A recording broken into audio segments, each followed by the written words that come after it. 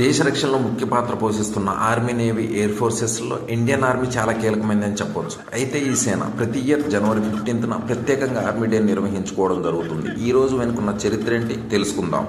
అప్పటి వరకు British Indian ఆర్మీగా పిలువబడే భారత సైన్యం స్వతంత్ర అనంతరం బ్రిటిష్ జనరల్ ఫ్రాన్సిస్ బుచెర్ గారి నుండి ఫీల్డ్ మార్షల్ జనరల్ కరియప్ప గారు భారత సైన్యం యొక్క బాధ్యతలను స్వీకరించడం జరిగింది. ఈ ఘటన భారత చరిత్రలో ఒక మైలురాయిగా నిలిచిపోవడం జరిగింది. అప్పటి నుండి ఆ రోజుకు గుర్తుగా దేశ సేవలో వీర సైనికుల త్యాగాలను స్మరించుకుంటూ ఈ ఆర్మీ డేని జరుపుకోవడం జరుగుతుంది. ఆ రోజున న్యూఢిల్లీ కంటోన్మెంట్ ప్రాంతంలో ఉన్న జనరల్ కరియప్ప గారి పేరునున్న గ్రౌండ్ నందు ప్రత్యేక సైనిక కవాతులు, ప్రత్యేక ఆధునిక శక్తి సామర్థ్యాలను సైన్యం ప్రదర్శించడం జరుగుతుంది. దేశ సేవలో వీరమరణం పొందిన సైనికులకు నివాళులు అర్పిస్తూ యుద్ధ సమయాల్లో అపార ధైర్య సాహసాలను ప్రదర్శించిన సైనికులకు గ్యాలంటరీ అవార్డులను అందించడం జరుగుతుంది. అదండి ఆర్మీ డే యొక్క ప్రత్యేకత. జై హింద్.